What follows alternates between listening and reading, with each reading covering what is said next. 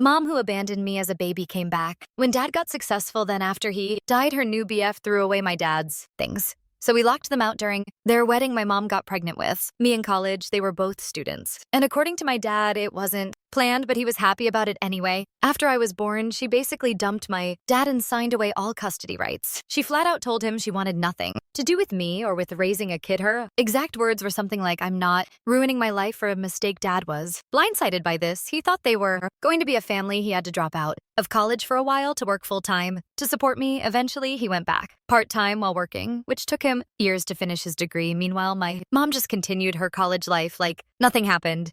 My dad raised me with help from my grandparents. I never felt like I was missing anything growing up because they were honestly amazing. People my dad worked his ass off to provide for me while still being loving and present, and my grandparents stepped in whenever he needed help. They gave me so much love and support that I never really thought about not having a mom around. There were times I'd ask about her.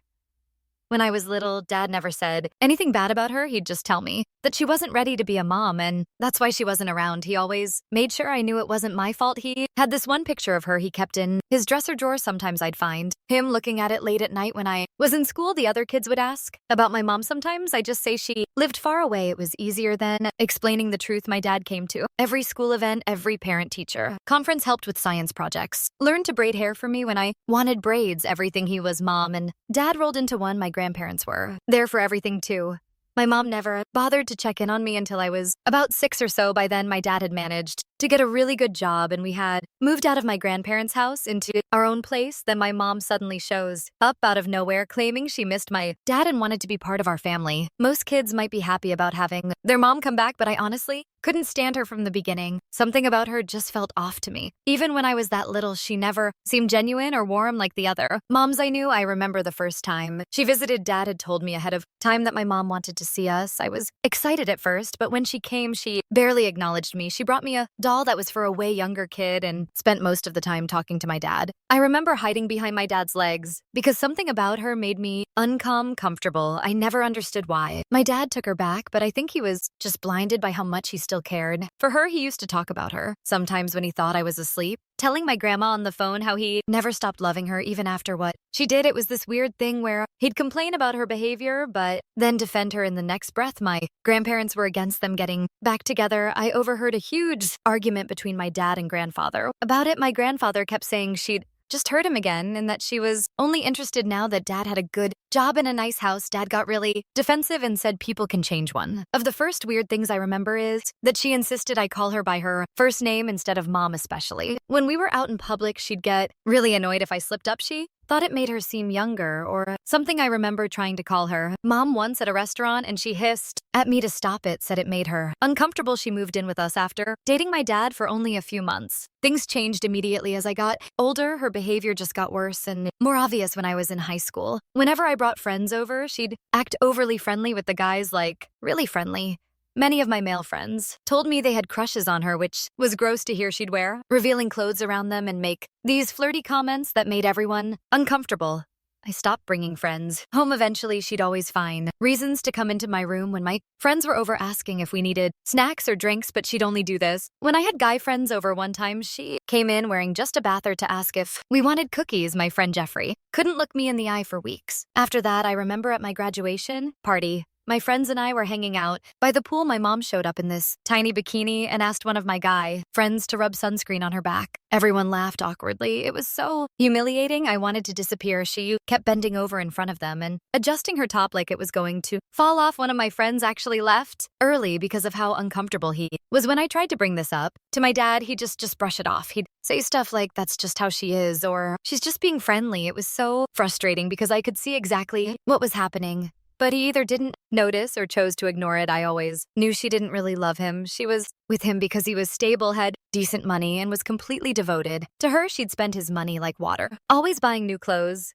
expensive makeup, going out with her friends. Meanwhile, Dad was still driving the same old car he'd had since I was little. He never complained, though. He'd just say he was happy if she was happy. If Dad ever tried to talk to her about money, she'd start a huge fight. She'd accuse him of not trusting her or not loving her enough. Then she'd cry and he'd end up apologizing even though he didn't do anything wrong. It was this toxic pattern that repeated over and over. When she got pregnant with my brother, she was pissed. At first, she didn't want another baby and straight up told my dad she planned to get an abortion because it would ruin her perfect body. They fought about it. For weeks, I could hear them arguing late. At night, through the walls, she'd say horrible things about how one kid was already too much responsibility. She'd complain about how pregnancy would give her stretch marks and make her boob sag. Eventually, she kept the baby. I'm so grateful for that decision because my brother means everything to me now. He's the one good thing she ever did, even if it wasn't really for the right reasons. Dad was over the moon about having another kid. He kept saying how he always wanted a bigger family. I was excited too. I'd always wanted a sibling. The pregnancy was a nightmare though. She acted like she was the first woman in history to ever be pregnant. Everything had to revolve around her dad. Waited on her hand and foot. She'd send him out at midnight for weird food. Cravings make him rub her feet for hours. Complained constantly about how miserable she was. She barely acknowledged me. During this time, I was pretty much invisible. After my brother was born, things got even worse. She had absolutely zero interest in taking care of him. She refused to breastfeed because she said it would ruin her breasts. She complained about changing diapers. She'd ignore him when he cried. Dad did everything: the night feedings, the diaper, changes, the doctor appointments. Everything. I helped out a lot too, even though I was still a kid myself. Just like with me, she was never a parent to my brother either. It was always me and my dad taking care of him. She never cooked, never cleaned, just shopped and went out with friends using dad's money. I remember one time my brother was really sick with a high fever and she refused to cancel her plans to stay home with him. I ended up skipping school to take care of him because dad had an important meeting he couldn't miss. Because of this, my dad, brother, and I became super close. We were our own little unit. My brother and I just stopped expecting anything from her. We barely spoke to her unless we had to. It was easier that way. Less disappointing. We had our own inside jokes and traditions that didn't include her. We'd go on camping trips, just the three of us. While she stayed home because she hated the outdoors, dad always tried to include her in family stuff, but she'd find excuses not to participate. I always wondered why dad stayed with her. I asked him once when I was in high school. He just got this sad look on his face and said sometimes when you love someone, you see who they could be, not who they are. I didn't understand it. Then I'm not sure I understand it now. Everything changed. When dad got sick, he was diagnosed with cancer a while back. I don't even want to say what kind. It doesn't matter. It started with him feeling tired all the time, then losing weight. By the time they caught it, it had already spread. The doctors said they'd do everything they could, but they weren't optimistic. What followed was months of treatments and chemo. It was exhausting and scary, but my brother and I stayed with him through the whole thing. We'd take turns driving him to appointments, making sure he ate, helping him when he was too weak to walk to the bathroom. He tried to stay positive for us, but there were days when the pain was so bad he could barely speak. My mom acted like it wasn't a big deal. She kept shopping and hanging out with her friends like nothing was wrong. She'd complain about how dad's illness was disrupting her life. She missed several of his important doctor appointments because she had other plans. Once she got annoyed because dad's chemo appointment made her late for lunch with her friends. There was a day when dad was really sick from the chemo. He was throwing up nonstop and could barely get out of bed.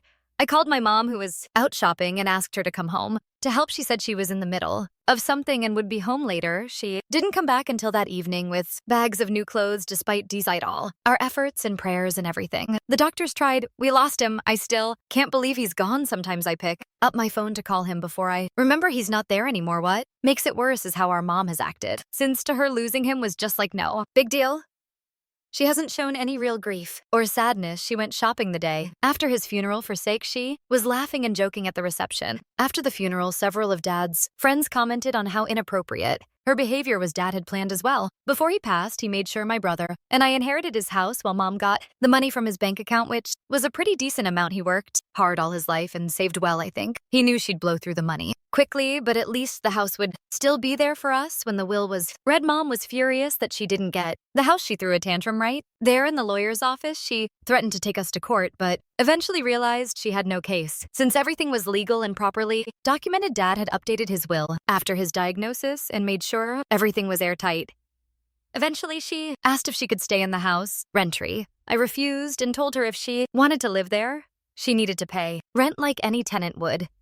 This led to a huge argument. She tried to guilt-trip me by saying Dad would have wanted her to stay for free and that I was being cruel to my own mother, that I was leaving her homeless, which was she could afford her own place with the money Dad left her. I stood my ground. She reluctantly agreed to pay a small amount of rent. My brother and I are financially stable, so we don't actually need the money. We just wanted to make it clear this wasn't her house anymore and to set up a formal landlord-tenant arrangement. Instead of having her assume she could just live there forever since Dad died, Mom started dating again almost immediately. It was barely a month after the funeral when she started going on dates she'd come home late tipsy with, her makeup smudged. It was disgusting. It didn't take long before she introduced us to Bradley, who's only a few years older than us. It's honestly disgusting. Seeing our mother with someone so young. Bradley hated me and my brother from the start and has been hostile in every interaction. He makes these snide comments about how we're too attached to our dad and need to move on already. Like, sorry, we're not over our dad's death. In 3 months, he treats us like we're intruding when we come to the house even. Though it's literally our house. Bradley started staying overnight pretty quickly. They'd be loud on purpose, if you know what I mean. It was disrespectful as hell. My brother and I would stay away as much as possible when Bradley was there. We both have our own places, but we'd come by to check on the house and make sure Mom wasn't trashing it since Dad's death. My brother and I have been sorting through his belongings. It's been really emotional for us. We'd packed most of his stuff away, but there were still a few boxes in the upstairs attic that we couldn't move all at once because some of it was heavy and we both have back problems. Dad had them 2 runs in the family. I guess we were taking our time with it because it was hard emotionally. Each item brought back memories. Bradley complained nonstop about how we're handling Dad's things. He thinks we should just throw everything away and be done with it. He keeps saying holding on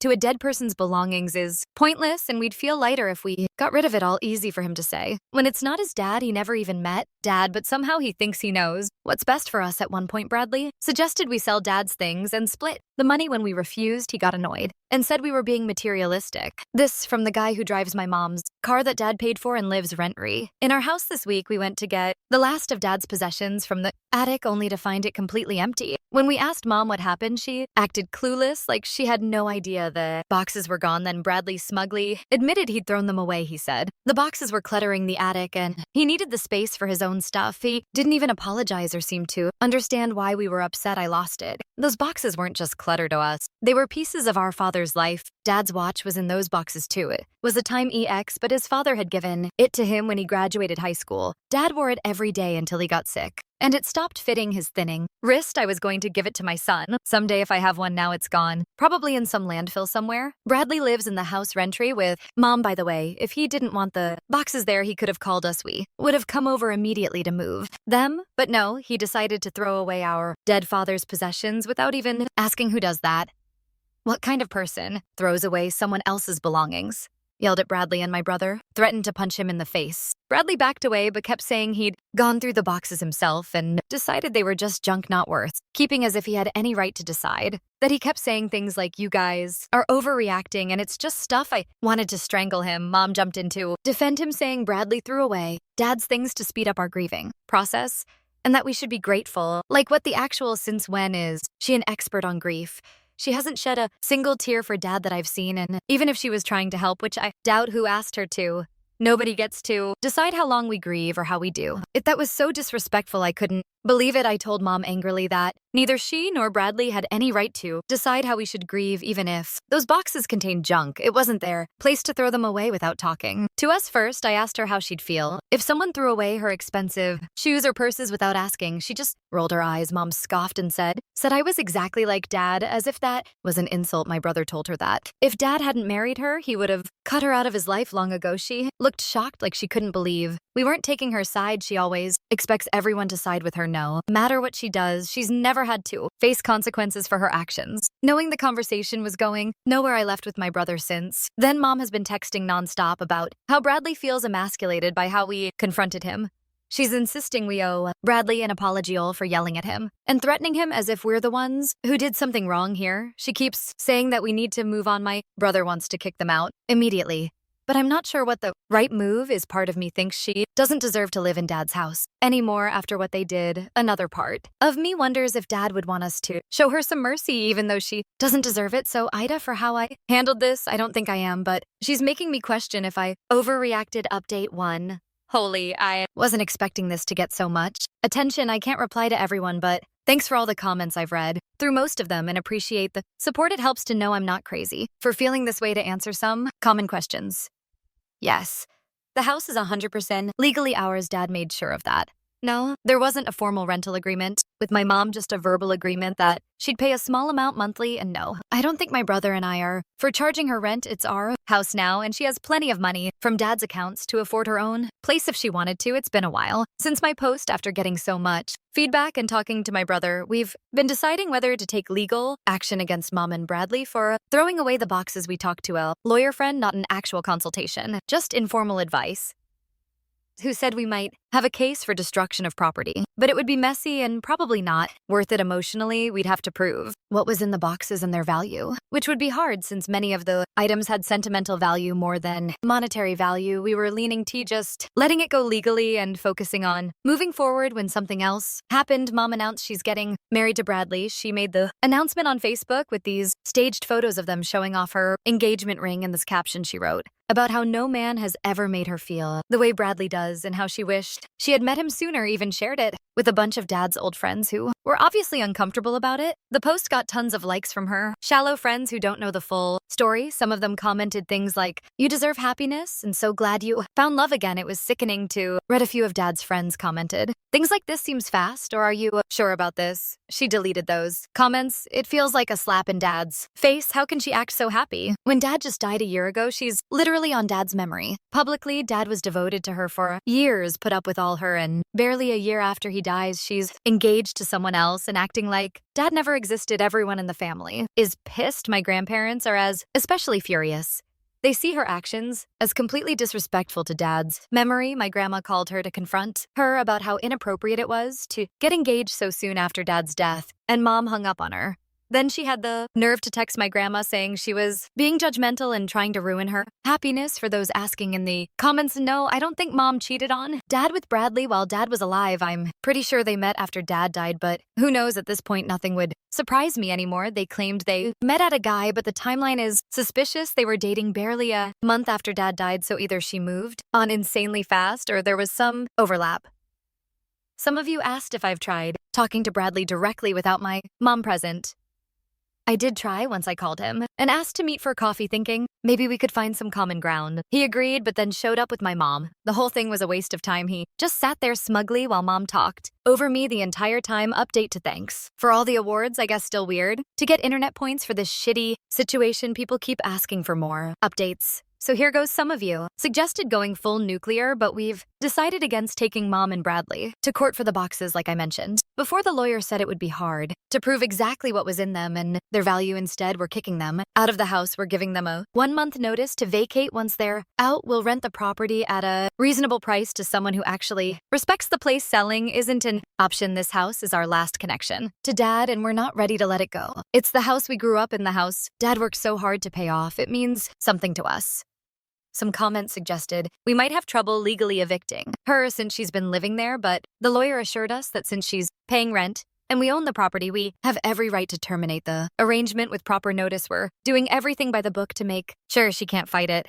Mom sent us wedding invites in the mail yesterday. When we both declined, she reached out directly asking why we were still holding a grudge. She tried guilt tripping us, saying it was our duty as her children to support her on her happy day. She even admitted Bradley's family doesn't approve of her because of the age difference and begged us to attend to make it look like she had family support. I told her I'd rather stick forks in my eyes than watch her marry. That she got all offended and said I was being dramatic. My brother didn't even respond to her, just threw the invitation in the trash she keeps, texting us about wedding details like we care. What do you think of these centerpieces? Should I go with the salmon or the chicken for dinner? As if we're going to be there. We refused and told her we want nothing to do with her or her wedding. She's no longer part of our lives or family as far as we're concerned. She can marry whoever she wants, but she can't expect us to support it or pretend to be happy for her. Not after everything that's happened. Instead of reflecting on why everyone is against her marriage, Mom turned to Facebook to play the victim.